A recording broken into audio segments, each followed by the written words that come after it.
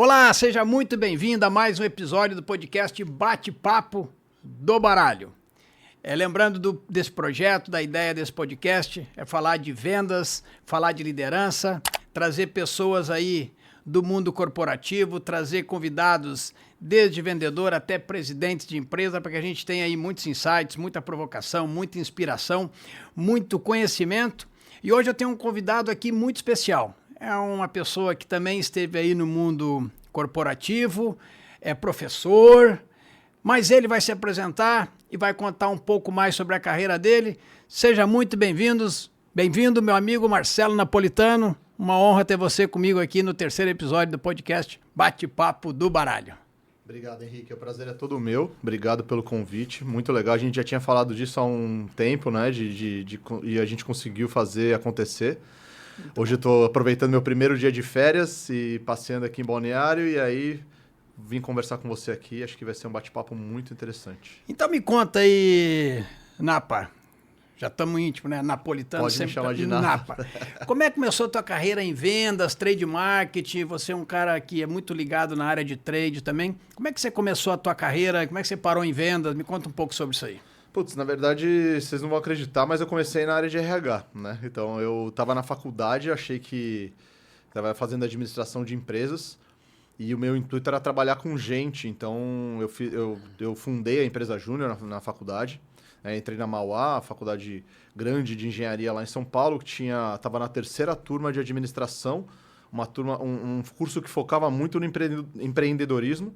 E aí eu ajudei a abrir e fundar a empresa Júnior, né? E dentro da empresa Júnior eu fiz diversos trabalhos em recursos humanos, gostava muito das matérias de comportamento organizacional e acabei indo para o mundo de RH. Abri uma vaga de estagiário na Danone e a professora, que era a coordenadora do curso de estágios lá, ela me indicou e eu acabei entrando na Danone como estagiário de recursos humanos. E aí passei 8 meses como estagiário de recursos humanos, muito próximo ao time de vendas. A gente fazia treinamentos para o time de vendas, então eu tinha que preparar os materiais. Então eu lembro do dia que eu tive que ir na Abras, buscar recorte de jornal, não podia tirar xerox, negociei com a bibliotecária lá para tirar os recortes e levar e fazer o material.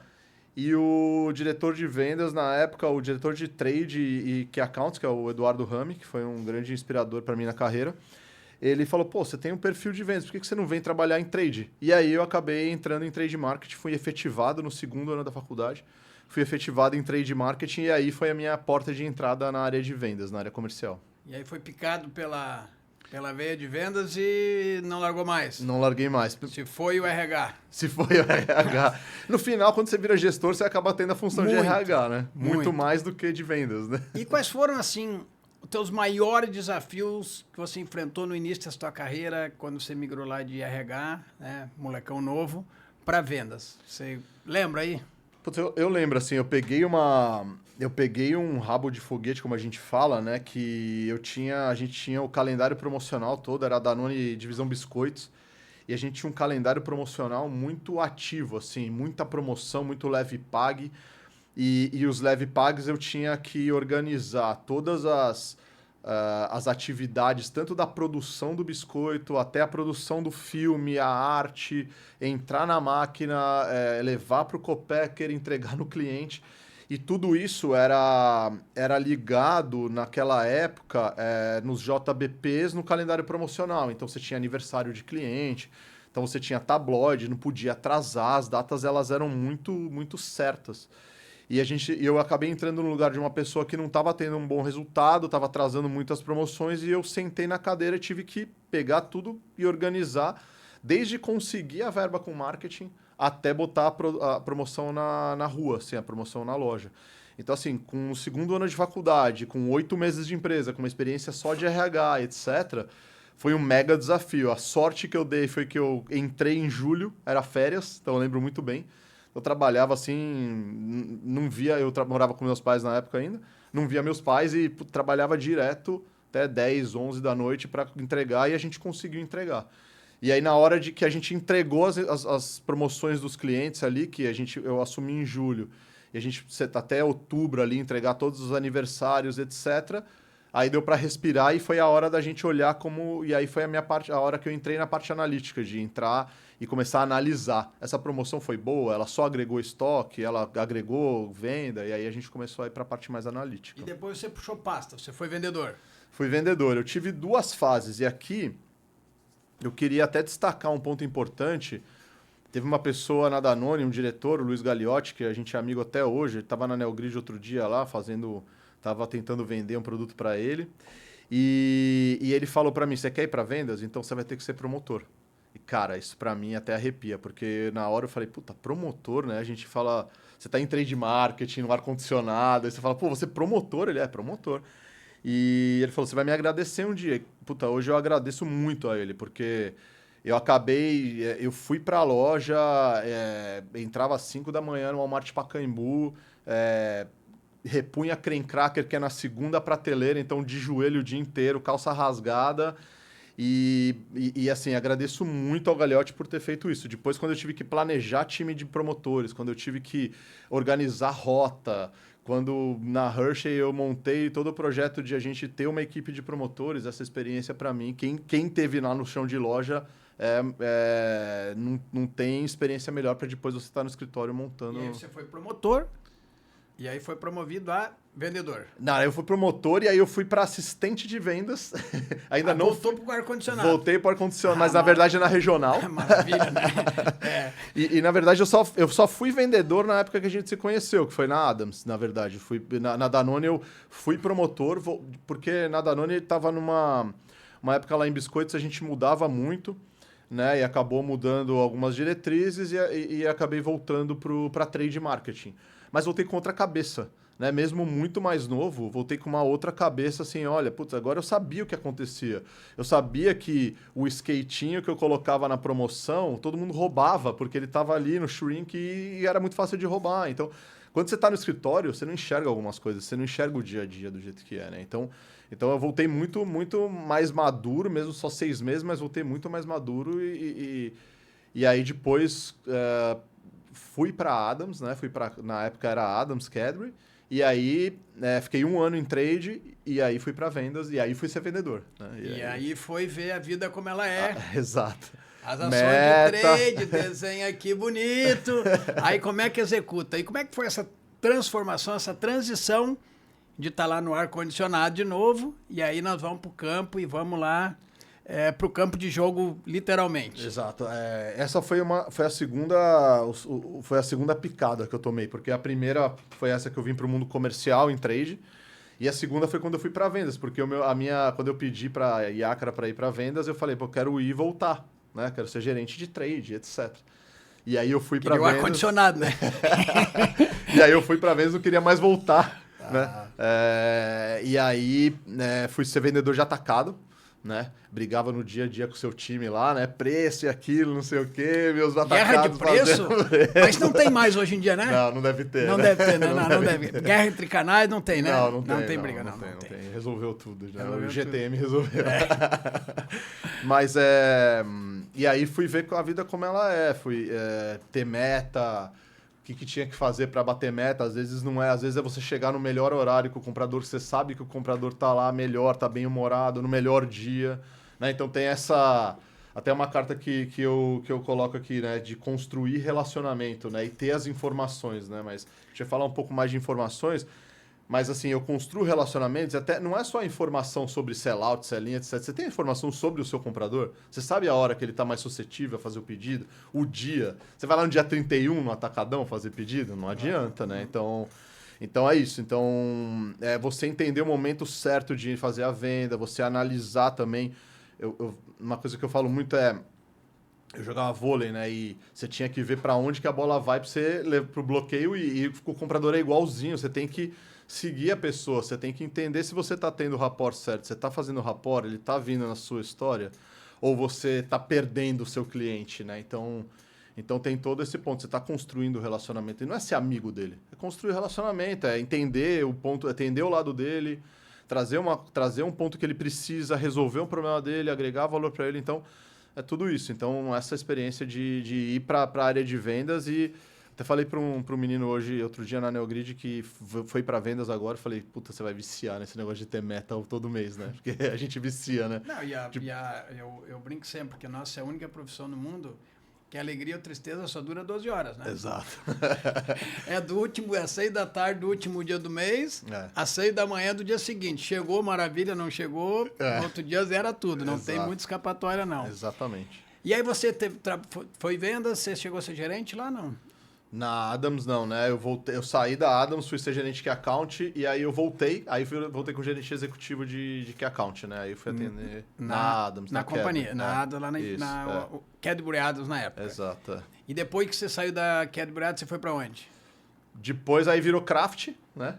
Aí foi minha história na Bacardi, que eu comecei como nacional Key Account e saí da Bacardi como diretor comercial.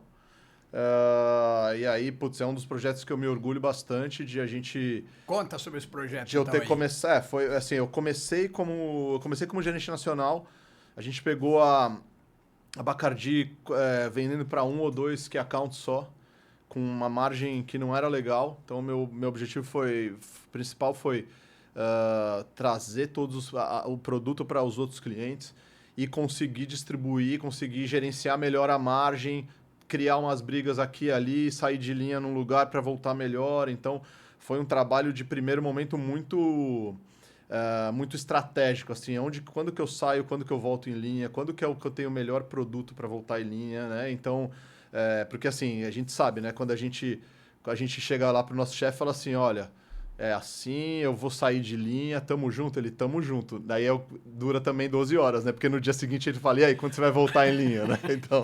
Então é isso, é uma decisão muito difícil que você toma, mas você tem que ter o próximo passo, você tem que ter a porta de saída, né? Você não pode ficar fora de linha muito tempo. Então foi um projeto muito, muito estratégico de voltar, de ganhar margem. Também foi um projeto muito focado em execução, né? Então bebida destilada precisa muito de execução, né? Então a gente ganhou 2 prêmios da APAS Ponto Extras, lutando contra gigantes do mercado de destilados, como o Pernod Ricard, como Diageo. Então eles tinham uma equipe muito maior que a gente ganhou 2 troféus pontos extras da APAS, que um dos principais KPIs era você conseguir distribuir e executar melhor na loja, né? Então eu tinha um time de 51 promotores no Brasil inteiro. Então me orgulho muito. Aí fui para canal indireto, foi aí que eu fui liderar o canal indireto, fazer troca de distribuidores, juntar 2 distribuidores em um, tirar o time do foco do sell-in, botar para sell-out, e aí depois foi promovido a diretor comercial. E foi isso, foi essa história. Se alguém tiver com uma dor parecida com essa que você contou aqui, né? Você esteve lá, teve que sair pela porta, tem que ter entrada de novo. Contar um pouquinho mais desse projeto. Quais são os aprendizados, né? E qual é o conselho que você daria a quem está com uma dor parecida com essa e qual que era a dor efetivamente que você teve que construir esse projeto aí? Tem algumas horas, quando você tá num cliente e você vai... Quando você chega numa linha de impasse, algumas vezes, o ideal é você, por exemplo, não sair de linha, mas às vezes você sai de linha. Então eu peguei depois a Conchitoro lá, onde estava fora do Carrefour 5 anos e a gente voltou para o Carrefour numa negociação que eu acabei fazendo com o Ricardinho lá, o diretor da Líquida. Então, assim, o que eu dou de dica, o que eu dou de insight, assim, se você for ter que sair, tomar a decisão de sair, que você esteja muito alinhado com o seu chefe, que seja seu diretor, seu presidente, etc., muito alinhado com a empresa que você vai sair, porque isso vai mexer no market share, isso vai mexer no faturamento, que você tenha um plano B, para pelo menos não mexer no faturamento, né, para que você consiga trazer isso.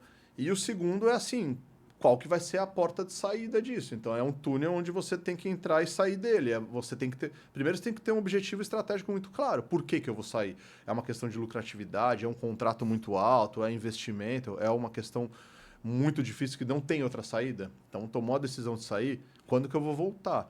E aí você tem algumas estratégias de voltar. Eu, por exemplo, tinha um produto que era muito forte no inverno. Então eu saí em abril, sabia que em julho eu teria uma cartada para voltar e a gente conseguiu voltar porque ele não podia ficar sem aquele produto. Era um licor, líder de mercado, etc. A gente sabia que ele ia precisar do licor. E aí a gente voltou em linha, né? A gente conseguiu melhorar as condições e voltamos em linha. Também demos sorte que mudou um pouco a diretoria ali e tal, e a gente conseguiu um rapport melhor com a outra diretoria. Então, minhas dicas são, esteja alinhado, tenha um plano B e saiba quando que você vai voltar e saiba como que você vai voltar, porque se você for sem ter um objetivo de como voltar, você vai ficar mais... Aí você vai... Provavelmente quem vai sair é você. Tem que gerenciar o frio na barriga, não? Tem que gerenciar o frio na barriga, tem que... Porque são decisões difíceis, né? Exato. Isso como o Silvio falava, as borboletas no estômago. Borboleta no estômago. Exato, né? então tem que gerenciar, mas tem que estar muito certo da decisão que você vai tomar. Então você tem que ter analisado muito o cenário. É a única chance, é a única opção que eu tenho. Então toma a decisão, se alinha, tenha um plano B e bola para frente. E saiba como voltar. São essas 3 coisas. E aí depois você qual é a outra empresa que você teve depois? Daí depois Hershey. E aí é um projeto que eu me orgulho muito, que eu estava te falando aí. A gente... quando eu entrei, eu não peguei o comecinho do que a gente chamou 100% Hershey. Acabei entrando no lugar de uma pessoa para gerenciar os key accounts e depois todo o varejo e os cash and carries. E assim, depois que quando eu entrei na empresa em outubro de 16 e quando eu saí dela em abril de 19, a gente estava com uma distribuição, outra distribuição. E hoje, quando você vê Hershey's no mercado, você vê chocolate em todo lugar, né? Até em pequeno varejo e a numérica melhorando, você começa já a tropeçar em produto. Então, a gente levou o nosso conceito de execução que a gente aprendeu lá na Adams e a gente levou toda aquela turma para a gente fazer o projeto da Hershey, que me orgulho de ter um pouquinho da minha digital ali, muito bem liderado pela Iacra, Marcel, eu com o Silvio. Então, a gente fez um excelente trabalho. E aí, eu tomei uma decisão errada na vida, resolvi trocar para uma empresa que não deu certo. E aí eu fui para... Depois, quando eu decidi sair, eu acabei ficando 6 meses nessa empresa que não deu certo. Fui para uma empresa bem menor, a Latinex, que era uma empresa que depois foi comprada pela M. Dias Branco. Mas é uma empresa que tinha produtos muito inovadores, produtos saudáveis, os snacks saudáveis. Então, estava naquela onda de saudabilidade. Pegamos a pandemia no meio do caminho, então foi um negócio muito louco, porque eu planejei um RTM de janeiro a fevereiro, março eu fiz uma convenção de vendas dia 1º, ficamos até dia 5 com os vendedores em hotel, planejando, etc. Dia 15 fechou tudo. E aí fizemos reunião de diretoria e falamos, vamos mudar todo o RTM. Então, trouxemos... Nosso principal objetivo era trazer CLT, tivemos que trazer mais representante, trocar custo fixo por variável no momento que o dinheiro estava muito caro. Então foi um MBA ali em 2, 3 semanas que a gente teve que mudar tudo. Fizemos um plano para bater na parede. E no primeiro mês, quando a gente viu, falou, tá vendendo mais do que a gente imaginava. Muito mais do que a gente imaginava, o dobro do que a gente estava imaginando. E a gente começou a bater. Primeiro mês de pandemia, a gente bateu o recorde de venda. O pessoal começou a ir para o supermercado. A gente tinha alguma linha que usava de mexicano. Na pandemia teve muitas empresas que teve muita oportunidade durante a pandemia, né? Exato. Teve um monte de perda, mas teve muitas... Tem uma carta que você fala que você está pegando a crise, né? Pega a crise, né? Exato. Então, a gente acabou pegando a oportunidade. Fiz e depois, no final, fui para a Conditoro. E aí, na Conditoro foram 2 anos, mais do mesmo, assim, nada de inovador na minha carreira. Mas uma coisa que eu me orgulho, 2 coisas que eu me orgulho muito na Conditoro é de ter voltado para o Carrefour. A empresa ficou muito tempo fora do Carrefour. E eu consegui, aí sem falsa modéstia, foi o mérito daquela questão que você fala, né, na carta. Eu construo relacionamento, de um relacionamento que eu tinha com um diretor que tinha sido GPA lá atrás, que tinha de Hershey, na minha época. A gente construiu um relacionamento. E depois ele falou, cara, eu vou virar uma página em branco aqui porque eu confio em você. E aí a gente começou, né? Exato, essas são coisas que a gente se orgulha de falar, né? E aí a gente começou a negociar, a gente trouxe uma opção muito interessante, a gente misturou ali para fazer um composto de margem com produtos que ele trazia, importava nossos mesmo diretamente. Então a gente fez uma negociação interessante e voltamos em linha. E o outro foi de começar a botar o pé mais fortemente no e-commerce. Então começamos a entrar no Mercado Livre, começamos a entrar no Via Varejo e aí fizemos o e-commerce. Quero pegar numa frase que você falou há pouco, tomei uma decisão errada. O que te fez sair da empresa e ir para essa? A grama do vizinho era mais verde? Isso aqui é um bom aprendizado, porque a gente pode aprender com o erro dos outros, né? Exato. A grama do vizinho era mais verde. O que foi que te fez sair de um lugar e ir para outro e 6 meses e dizer, puta, tomei a decisão errada? Cara, foi assim, foi olho grande mesmo. Então, é um bom aprendizado. Exato, foi salário, era um baita salário e E meio que uma promessa assim, você vai ser preparado para o meu lugar, para CEO e etc. Não posso dar muito detalhe, tá? Mas foi um erro assim, eu medi, eu achei que eu tinha medido os erros. Então eu fui no mercado, vi que a empresa era sólida, tinha capital de fundo, etc. Eu só não contava com o imponderável que era uma questão de relacionamento ali, do CEO internamente ali. E aí foi o caso de... E aí eu vi que eu errei, né? E aí quando você vê... E aí eu acho que assim, eu errei não na decisão que eu tomei, tá? Eu errei no momento que que foi cedo, que eu percebi que eu tinha errado, eu não quis dar o braço a torcer. E aí eu falei, não, eu não vou ligar de volta para minha chefe e falar, posso voltar? Eu banquei o orgulho. Então acho que foi muito mais uma questão de não voltar atrás, de ter um orgulho ali, não, acho que vou fazer dar certo, entendeu? E aí acabei errando. Então assim, não errei, acho que eu não errei na tomada de decisão porque eu não o que tinha de problema, eu não conseguiria ver eu não conseguiria ver num assessment de mercado, mas na hora que eu vi, eu devia ter voltado.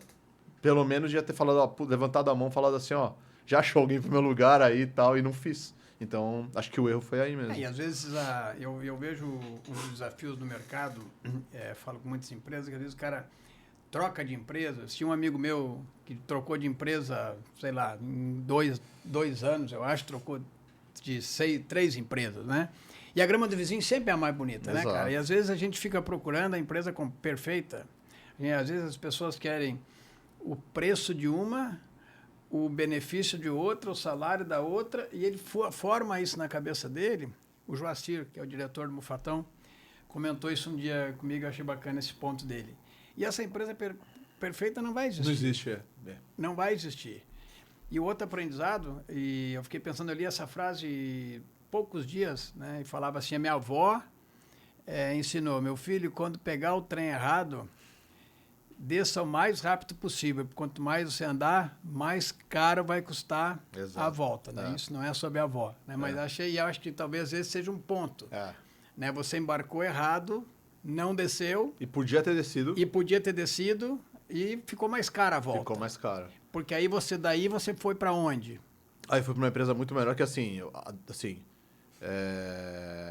nenhum demérito pela empresa ser muito menor, porque assim, é o que eu te falei, nessa empresa eu fiz um MBA em 2, 3 meses. Eu trabalhei com um cara que era o dono da empresa, o Eduardo, que para mim é um dos modelos de homem de negócios que eu tenho na minha vida, assim, de empreendedor mesmo, né? Não de executivo, mas de empreendedor. Qual era a empresa? Latinex. E assim, aprendi muito com esse cara. Ele me ensinou muita coisa de empreendedorismo, assim, de tomar decisão rápida e etc, de voltar na decisão. Então não é demérito, mas na Hershey eu tinha uma trilha muito bem desenhada, entendeu? Eu tava entre os talentos, então assim, eu quis pegar um atalho e o atalho me levou para uma lama, né? E aí eu acabei me enrolando. Muitos aprendizados. Puta, saí muito mais forte, né? E experiente, mas preferia estar um pouquinho menos experiente nessa época. Porque eu acho que eu poderia ter tomado a decisão de ter falado pro cara, putz, quando eu descobri o que tava rolando, eu podia ter falado, olha, então beleza, tranquilo, nem vou começar, porque eu descobri muito fácil. Eu descobri um dia antes de entrar, que ele me chamou para contar, olha, a situação tá assim, tá assado, mas fica tranquilo que eu vou resolver. E aí eu fiquei tranquilo e não devia ter ficado tranquilo. E depois você virou consultor. Exato, saí da Contitoro. Quando eu entrei na Contitoro, eu já tinha a ideia de abrir minha consultoria, de eu programar meus próximos 30 anos, né? Porque a gente aí vai viver 100 anos hoje, né? Então a gente precisa trabalhar em mais uns 30, 40, né? E a gente tem que trabalhar no que a gente gosta, né? E acho que a área de vendas é uma coisa que sempre me apaixonou, vender e planejar a venda e fazer estratégia. Essa experiência que eu tive na Latinex foi muito interessante de entender como que as empresas de dono funcionam, como que eles pensam, quem que eles trazem, onde que estão os percalços por onde eles passam e eles não enxergam antes da gente, né? Antes da gente, de pessoas que já viram isso de fora, né? Porque eles têm, assim, o empreendedor, ele tem muitos sentidos aguçados, mas tem algumas coisas que a gente passou no mundo de empresa multinacional, empresa grande, que eles acabam não enxergando. Então, a gente pode complementar muito bem eles. Então, E muitas vezes para ele pode ter virado paisagem, né? Exato, exato. E aí eu pensei, bom, se eu quero esse caminho, eu vou começar a me preparar. E aí eu fui fazer o mestrado, né? Porque eu acho que para você ser consultor, você tem que ter uma experiência empírica muito forte, que é o que a gente tem, mas eu também acho que tem que ter uma experiência teórica bastante robusta, e a gente precisa ter, e querendo ou não, sendo bem sincero, o título vale bastante também nessa hora. Então, eu fui na GV, tinha um mestrado para de varejo, entrei no mestrado e escolhi a via da colaboração indústria e varejo. Por que colaboração indústria e varejo? Porque eu sempre trabalhei nessa área, você sabe, muito tempo que accounts, né, onde as relações precisam ser mais colaborativas, mas elas acabam sendo sempre transacionais. Né? Sempre no final do dia a gente está falando de transação. A gente está falando que a gente está sendo colaborativo, mas a gente fala assim, não, eu te dou um dinheiro para você compor margem aqui e você me dá um ponto extra em troca. Isso não é ser colaborativo. Né? Isso, na verdade, você está barganhando de um jeito mais bonito. Né? Então, eu tinha essa ideia de que a gente poderia... Eu queria entender, estudar por que a gente acaba indo para o transacional. O que acontece? Qual que é o papel do vendedor do key account, né? Nessas relações colaborativas, né? No início, eu achava que eu poderia fazer uma dissertação muito mais abrangente, assim, de todos os clientes, de todas as relações clientes, indústria e varejo serem colaborativas. Mas depois, na pesquisa, a gente percebe que, entrevistando os executivos dos dois lados, a gente vê que sempre as relações vão ser colaborativas com aqueles que são mais relevantes, tanto o cliente quanto o fornecedor. Então, o fornecedor vai ser mais colaborativo com o cliente mais relevante e vice-versa. Achar que você vai ter relações colaborativas em todos os clientes da cadeia é utopia, né? E aí Então foi um estudo de entender assim, onde que eu posso ser mais colaborativo, o que facilita a colaboração, o que dificulta. Quais foram os grandes insights da tua pesquisa, da tua dissertação? Um dos grandes insights que eu gosto de trazer é como você agregar valor, como que o vendedor ou o key account, porque a minha foi muito mais focada no key account, né, depois que a gente entendeu ali, eu como orientador. Mas tem a relação, por exemplo, também a indústria e o distribuidor. Tem. O distribuidor é um key account, né? Então, quando você fala key account, não é um varejista. E eu trouxe esse papel em algumas perguntas, principalmente com um ex-executivo de uma empresa muito grande aí, eu não posso falar por causa das questões éticas ali da pesquisa, mas uma empresa muito grande, multinacional, americana, etc., que tem uma relação muito colaborativa com os distribuidores, eu consegui trazer. Porque quando a gente fala que é account, a gente acha que está falando Carrefour e GPA, né? Mas sim, distribuidores muitas vezes são muito mais que accounts do que accounts mesmo. E o que essa empresa tem de colaborativa com o distribuidor? Como ela planeja com o distribuidor, em conjunto com o distribuidor. Então, qual que é a relação dela? A relação dela não é só uma relação de goodwill ali, de um bom relacionamento, mas como que ela constrói isso, como é que ela constrói 5 anos para frente com o distribuidor. E não fala do trimestre, nem do ano, entendeu? Então, quando eu falei do trimestre, quando eu fazia a pergunta de período de tempo, ele me trouxe a questão de um período de tempo de 3 anos, 5 anos. Então, quando você começa a falar de 3 a 5 anos com o distribuidor, você já está com uma relação muito mais bem construída, estruturada, né? Você está com um outro objetivo, que não é só a transação, né? Então, como que esse cara vai me ajudar? Porque o distribuidor, ele é a sua equipe de vendas na rua. Ele é o eco da indústria, né? Exato. Ele não é um cliente, né? Ele é a sua equipe de vendas. Né? Então, você tem que utilizá-lo da melhor maneira. Então, da maneira que agregue mais valor para você. Então, assim, uma das coisas que eu acho que assim, como que essa pessoa, tanto o CAM, né, que é o que atende o varejo, quanto o KDM agora, que está na moda aí, né, o Key Distributor Manager, que é o vendedor do distribuidor, né? Sim. E que é o vendedor do Key Account também. Mas como que eles agregam valor? Então, quais são as ferramentas que eles utilizam para agregar valor? Como que eles podem entender o outro lado? Então, tem diversos estudos de caso que eu trouxe dentro da dissertação, que aí eu ficaria uns 3 horas falando aqui, mas de a gente mostrar como que agrega valor, como que ele pode agregar valor para o comprador, para o distribuidor e assim vai. Essa pesquisa você está trazendo aqui alguém que tem uma visão lá de 5 anos com o distribuidor, que o cara consegue uma relação muito mais estruturada. E onde é que você viu os erros na tua pesquisa que você identificou nessa relação indústria e distribuidor? Por exemplo, onde é que você acha, assim, você viu que essa faz bem e o que você viu que não faz bem? Na pesquisa não apareceu muito quem não faz bem, mas o que eu vejo... Mas o teu feeling, porque às vezes na pesquisa... Não, mas na minha experiência, o que eu acho que não faz bem é quando você quer... É sempre aquela história de você querer... É você trazer o curto prazo e perder o longo prazo, que nem você fala, né? É assim sua frase, né? Esse que você... A pressão do curto prazo mata o longo. Mata o longo prazo. É bem isso, eu acho que você querer... As empresas que não têm isso na sua cultura, nos seus valores, né, elas acabam levando para o lado, voltando para o lado transacional quando falta o curto prazo. Então, faltou o curto prazo, estou precisando de um volume, o que a account do varejo não veio, vamos lá e joga no distribuidor ali, dá um prazo de 30 dias para ele, bota 60 de estoque. Então, eu acho que os principais erros são esses.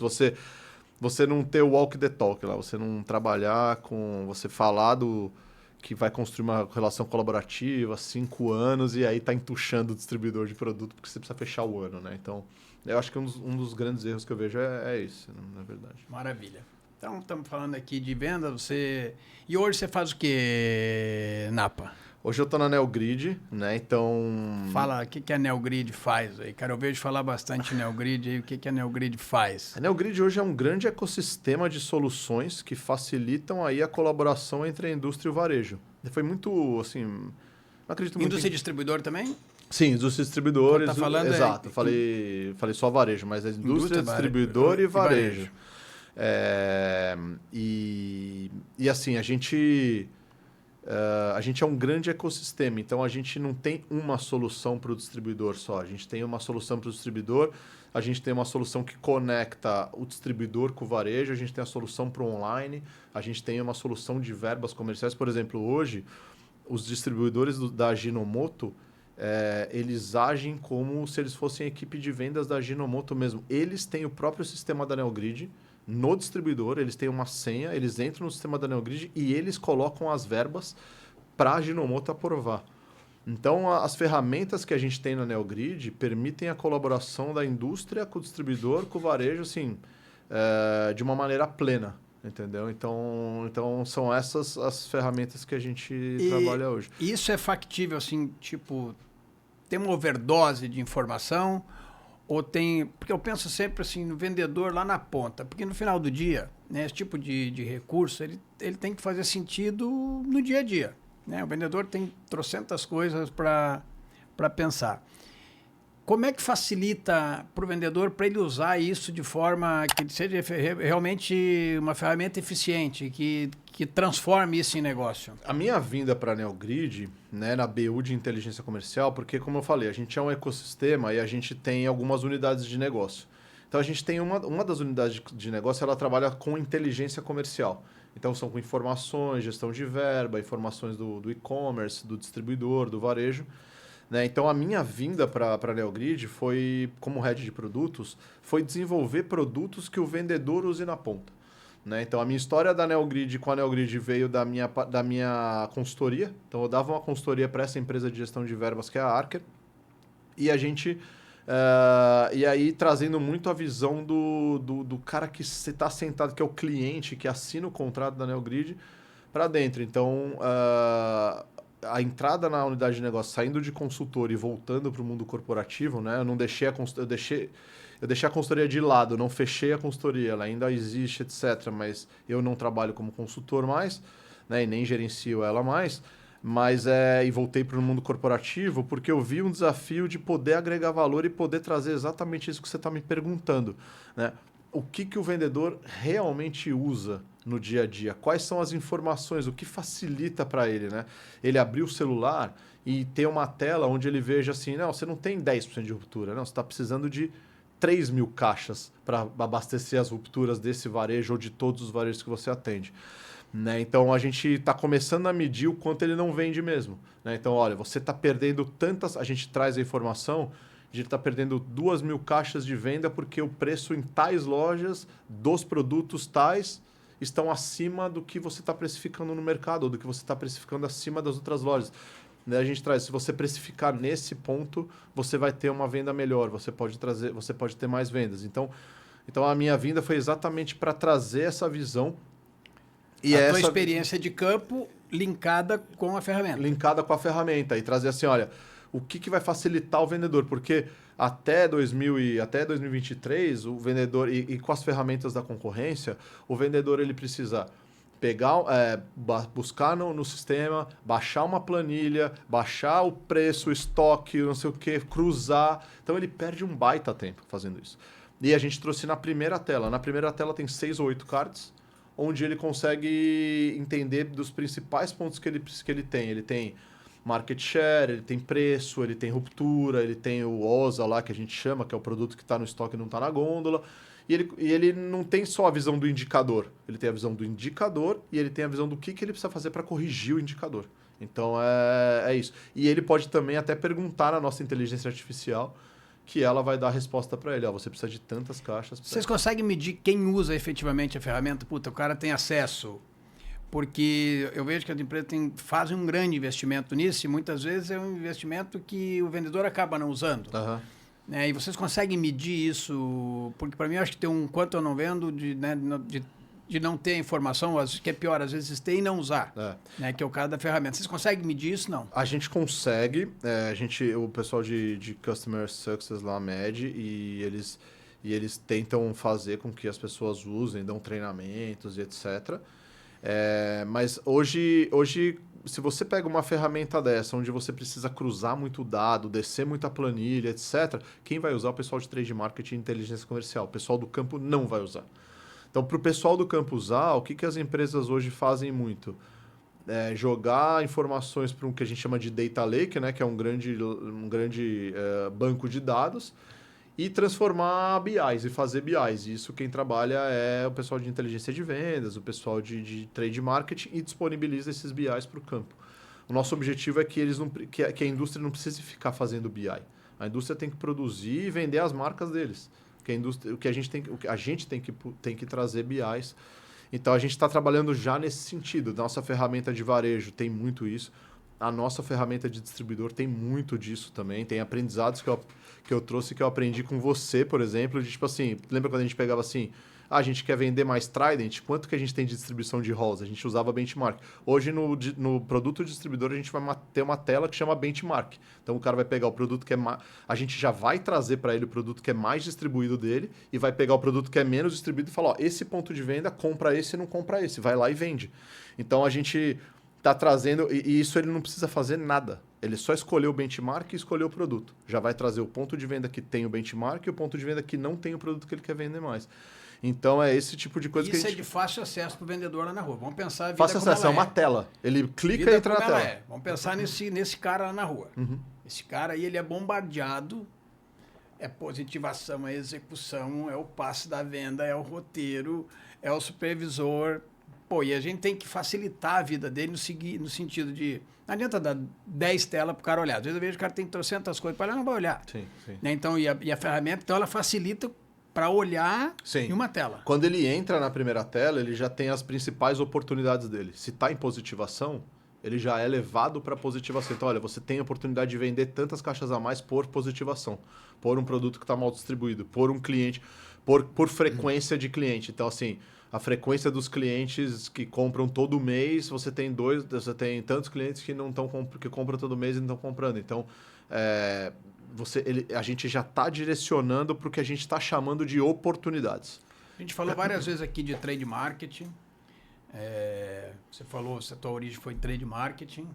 Você é professora e fez o teu mestrado, agora vai aula na GV, é isso? Isso. Olha, professor aqui hoje, turma aí, ó, professor Napa. Na GV, traduz esse bicho trade marketing. Eu estive aqui com o Luiz Guilherme, que você conhece no primeiro episódio. Que foi quem me contratou na Adams, junto com a IA. Desculpados. E o Luiz trouxe que nem existia o trade marketing, a gente em vendas pegava um dinheirinho de marketing lá e fazia as ações e tal. Traduz aí, porque a gente vai falar trade marketing. O que é o trade marketing? Assim, mas na linguagem para quem está no campo, assim, entender o que é o trade marketing, o que é esse bicho aí? Numa visão bem resumida, o trade marketing ele é aquele quem ajuda você a vender mais na loja, você ter mais sellout, quem vai trabalhar com o shopper. Né? Quem que é o shopper? O shopper é aquela pessoa que está comprando na loja. Então a mãe, ela está comprando um Danoninho para o filho, ela não é a consumidora final, mas ela é a shopper, é quem está comprando, é quem decide no ponto de venda. Então, para ter uma visão, para ter uma versão bem resumida, eu acho que assim, é quem ajuda o shopper a tomar a decisão pelo seu produto, né? Então, trabalhando tanto ferramentas com o próprio shopper, que você pode ter, como ferramentas de ponto de venda, como no e-commerce, né? Você pode trabalhar ferramentas para o produto estar mais bem posicionado, para o produto estar com a descrição correta, ou aquela descrição que traga mais apelo para um shopper comprar. Então, um Danoninho tem tanto de proteína. Então, o que vai chamar a atenção daquele shopper? Então, o trade marketing é uma, vamos dizer assim, uma ferramenta que traz, que faz com que você venda mais a loja, com que o shopper enxergue melhor seu produto e não só enxergue, que ele converta, que ele decida pelo seu produto. Então, numa versão bem resumida, é isso. Numa versão de trás da mesa, o que eu também vejo é que o trade marketing é aquela função, é aquele departamento que vai ajudar o vendedor a agregar valor para o comprador, a agregar valor para o cliente dele. Então vai trazer ferramentas que ajudem o vendedor a agregar valor, a conseguir agregar um valor maior para o comprador na hora de vender. Fazer uma entrega diferenciada em vez de ter uma relação transacional. Exato. É quem vai trazer mais para a colaboração. Tá? E quais são as tendências de trade marketing que tu enxerga olhando para frente? Quais são as tendências de trade marketing? Bom, hoje você tem, aí, não é de hoje, né? Acho que na pandemia ficou muito mais forte. A gente já falava de ter um trade digital, mas o digital ele toma uma proporção muito maior, né? Na NRF desse ano, lá no comecinho do ano, a gente falou muito de retail media, que está muito desenvolvido nos Estados Unidos, e a gente começa a ver no Brasil a ter um desenvolvimento maior, né? Está começando a nascer no Brasil, então acho que é uma das grandes tendências aí é a gestão do retail media. Mas o que eu trago é assim, o que eu trago de desafio para o trade marketing é como que ele pode gerar mais valor para o cliente, para o shopper dentro da loja. Então, é esse que eu acho que é o grande desafio, um dos grandes desafios do trade hoje. E como é que implementa... Vamos lá, eu estou aqui, eu desenhei a estratégia, fiz toda a ação de trade, mas quem vai executar é o promotor lá na ponta, é o vendedor do distribuidor, é o vendedor da equipe. Como que implementa essas ações? Como que você entende? Onde é que estão os desafios para implementar essas ações? Um dos principais desafios para implementar essas ações não está nem em trade marketing, eu acho. Está quando você fala de ações de trade, acho que uma das coisas que eu sentia mais dificuldade quando eu estava em vendas, e quando eu estava em trade também, quando eu estava em trade para vendas executar, por exemplo, era o abastecimento. Então, eu via uma das dificuldades que a gente tinha, lançava uma campanha linda e quando você ia para a ponta, não tinha produto para executar. Então, eu vejo que a gente acha que execução, ela é o promotor pegar o produto na gôndola, no estoque e botar na gôndola. Mas a execução ela vem com um agregado para trás, que é você colocou o produto certo no estoque, no CD, para entrar para o estoque da loja, com o parâmetro correto para entrar. Então eu vejo que um dos grandes desafios para o trade é executar o abastecimento. Como você abastece de uma maneira correta a loja. Tem um outro desafio que é como engajar o time de vendas, né, na sua campanha. Então a sua campanha faz sentido, né? O seu material está correto para aquela loja, né? Você está colocando o material correto naquela loja, você está colocando um material que vai colocar num cash and carry que vai caber 2 caixas de produto, né? Então, você tá executando o material corretamente, você está desenvolvendo o material corretamente para que ele seja executado, porque às vezes muitas vezes eu me deparava com materiais que eles não iam entrar na loja. Você faz o material do tamanho de um cash and carry e pede que a equipe de vendas coloque num pão de açúcar. Isso acontece. Mas por que acontece isso? Porque não conecta, porque não conhece? Eu acho que é um pouco de falta de conhecimento, é um pouco de falta de também escutar, né? Tem aquela carta que a pessoa ouve, mas não escuta, né? Então acho que também existe um pouco de escutar vendas. Então não é só ir falar, não é só sair. Ah, eu fui no cliente hoje. Trade marketing, putz, tem um grande objetivo, sempre tem aquela questão, vou no cliente com o vendedor. Mas ou no cliente, você ouviu o cliente, ouviu, mas você escutou o que ele falou? Né? A loja dele, cabe isso na loja dele, entendeu? Quando o cliente fala, todo cliente fala, minha gôndola não é elástica, né? O que você vai fazer para você colocar? Então não adianta, você vai lançar um produto, vai arremessar um produto e pedir para o vendedor colocar o produto, listar, né? Como se diz, cadastrar o produto dentro da loja, então, no cliente. Então você deu um papel, qual que é o papel que aquele produto faz na categoria, né? Qual que é aquele papel que ele exerce na gôndola? Né? Ele vai trazer margem para o cliente ou ele é mais um sabor para quê? Para você fechar sua meta de vendas, para você ter uma mentalidade de selling. Então você fala assim, tem um trade marketing para mentalidade de sellout, mas o cara está lançando sabor que não cabe na gôndola, então não tem mentalidade de sellout, né? Ele está com a mentalidade de selling. Então eu vejo que assim, é ouvir, não escutar, não estar perto de vendas. Então isso acontece. Eu dei aí o exemplo de um display de cash que não cabe num pão de açúcar e o cara quer colocar, é um pouco drástico, às vezes acontece. Mas existem outras coisas que o cara de trade ele não escuta direito vendas, ele não escuta direito o cliente. Então eu acho que é muito disso, tá? De não acompanhar. Você está antecipando que agora, estreando nesse podcast agora, nesse episódio, eu vou ter 2 momentos, né? Um momento que é o momento joga o chapéu para cima, né? Então você já deu um dos erros, já jogou um chapéu aí para o pessoal de trade marketing, joga o chapéu. Agora joga o chapéu, erros que os vendedores cometem, na tua visão. Já joguei esse chapéu também, você jogou na verdade, que é o vendedor que não usa a informação, né? Que às vezes a indústria paga caro, o distribuidor ali, né? Mas a indústria mesmo paga caro a informação e o vendedor não usa, né? Chapéu serviu aí? Chapéu serviu? Muda aí, quanto eu não vendo por não usar a informação. Exato. Então, quanto você não vende, né? Então, se você não sabe quanto você tem de ruptura, quanto você precisa abastecer, quanto você está vendendo, quanto que seu concorrente está vendendo, você não consegue levar a negociação para o lugar onde você quer, né? Então você está deixando de vender por não usar a informação. Indo mais para estratégico, um chapéu que eu queria jogar é a questão do longo prazo, né? Do curto prazo dificultar o longo prazo, né? Então, de você muitas vezes sucumbir ao curto prazo. Então, eu tenho uma estratégia de GTM, o distribuidor tem esse papel, vende a tanto, o atacarejo vende a tanto, o varejo vende a tanto. Tudo certinho, tudo certinho no PowerPoint.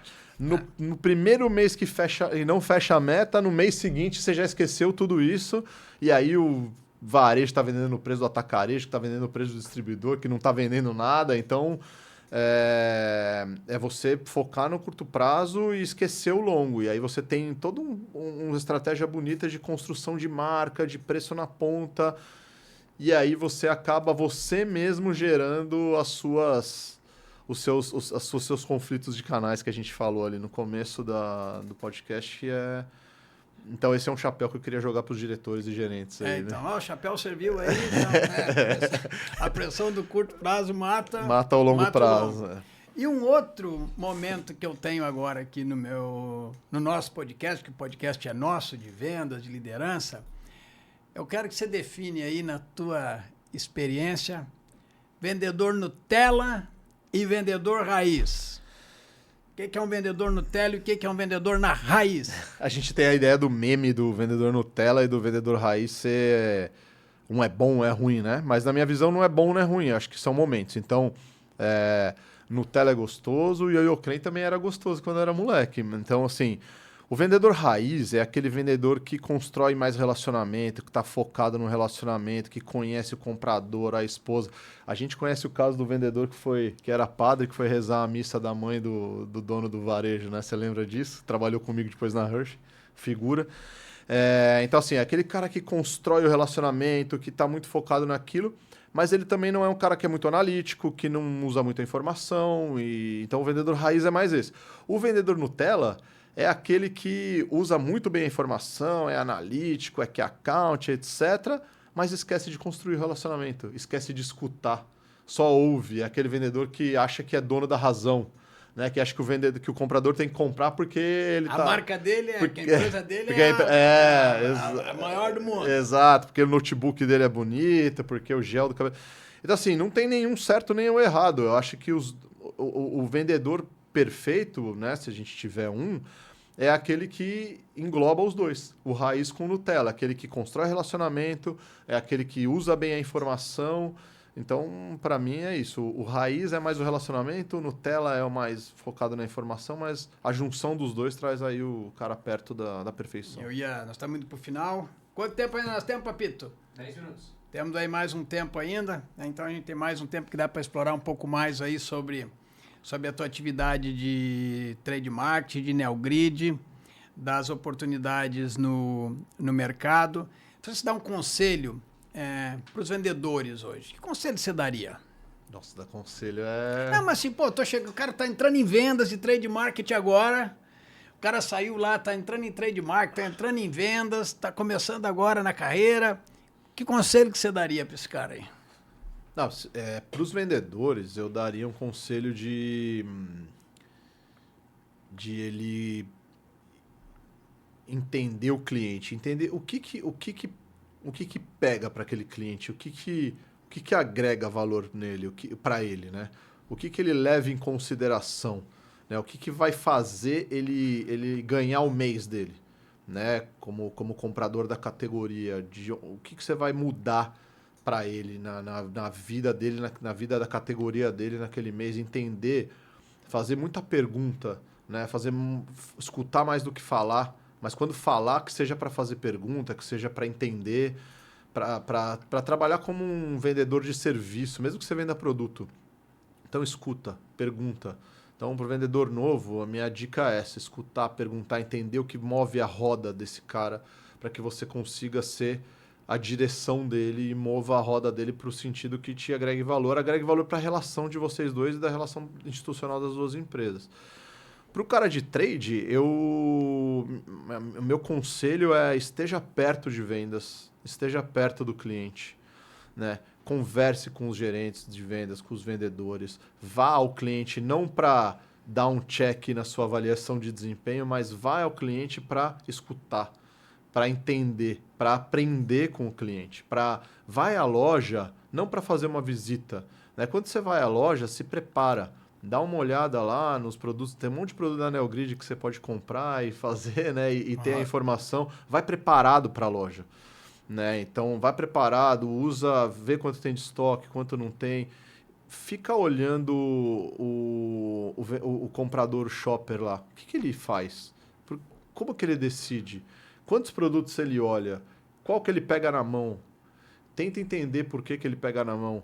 Né, o Marcel Sakura, o presidente da Hershey's, às vezes ele perguntava pro cara que estava comprando na loja assim: mas por que você está comprando o Lacta? E era muito legal isso, aprendi muito com ele a fazer isso. Então, assim, se você tiver coragem, né, se você não tiver vergonha, vai lá e pergunta. Acho que é interessante também, sem importunar. E o Marcel tinha um jeito todo delicado e elegante de fazer isso. E acabava ficando amigo do cara. Então, assim, eu acho que é isso. Por que você... Então, enxergar o porquê que ele está comprando, por que ele está decidindo, quais atributos que ele levou em consideração, o que ele olhou na hora... Então, assim, vai olhar, mas vai com intenção. Não vai olhar para dar um check assim: fui em 10 lojas e dei o check e já posso ganhar meu bônus no final do ano. Então, é isso. Acho que o cara de trade marketing é estar perto de vendas, estar perto do campo onde acontece, entenda, conheça a loja, conversa com o promotor. Puta, conversar com o promotor é muito rico, né? Opa! Então, acho que são esses os conselhos aí. Se eu posso dar conselho para alguém, são esses. Não, mas é legal, a tua experiência, a tua vivência. Então, a gente viu aqui, joguei o chapéu das oportunidades, agora eu quero que você jogue o chapéu do que você acha que os vendedores fazem bem e que os executivos aí que estão nos assistindo fazem bem. Joga o chapéu aí. Não, eu acho que os vendedores fazem bem saber construir esses relacionamentos e saber entender do cliente o que move a roda dele, né? O que faz ele chegar no número, o que faz ele o que agrega, o que eu chamo de agregar valor, né? Então, o que é importante para o seu comprador. Então, acho que o bom vendedor faz bem isso, né? O bom vendedor, ele se planeja, ele sabe o que ele vai tirar daquela reunião, ele sabe se ele vai na reunião para vender ou se ele vai na reunião para construir um relacionamento, para construir uma venda que vai vir no final do mês, porque às vezes a gente não vende no final do mês porque a gente quer, né, gente? Às vezes a gente vende no final do mês porque é a circunstância, a gente precisa construir e o mês está difícil. Então, às vezes, um bom vendedor é esse que sabe o objetivo, do que ele vai fazer ali, né? O que eu vou fazer nessa reunião hoje? Eu vou vender? Puta, eu sei que eu não vou vender. É muito importante você entrar na reunião sabendo que não vai vender, sabendo que o cara está estocado, sabendo que você precisa lançar a mão de uma ação e etc. Mas você soube, você fez e no final você vai vender. O ruim é quando você não entra na reunião sabendo e você acaba perdendo as oportunidades. E aí eu acho que o executivo faz bem, a gente brinca, né? Faz bem PowerPoint, mas acho que assim... Eu tinha uma frase na companhia que PowerPoint não vende chiclete. Chiclete, né? Exato. Mas assim, eu acho que tem também muito cara que é bom estrategista, né? De como fazer o RTM perfeito ali, qual canal usar na maneira correta, do jeito correto. Então, eu acho que o bom executivo é aquele de vendas, né? Aquele que consegue montar uma boa estratégia, que garanta a execução dos produtos, do preço, e que ele consiga pegar o PowerPoint dele, que todos nós precisamos fazer PowerPoint como executivos, e levar para a ponta e conseguir fazer com que o vendedor dele execute. Maravilha! Alguma dica, alguma frase que você quer deixar aí para quem nos assistiu aqui no nosso bate-papo do baralho? Eu acho que assim, uma dica é um pedido é que vocês construam relações colaborativas com seus clientes. Então, a gente sempre acha que a gente está sendo colaborativo, mas a gente muitas vezes está descambando para o transacional. Então, aquele exemplo que eu dou de, eu vou... Toma lá da cá. Toma lá da cá. Então, assim, você precisa de eu tô com muito estoque, eu tô com a margem baixa, então assim, eu te dou uma grana aqui, você me dá um ponto extra ali, você acha que está sendo colaborativo. Então você não está sendo colaborativo, você está só fazendo uma transação de um outro jeito, tá colocando um papel bonito num presente feio.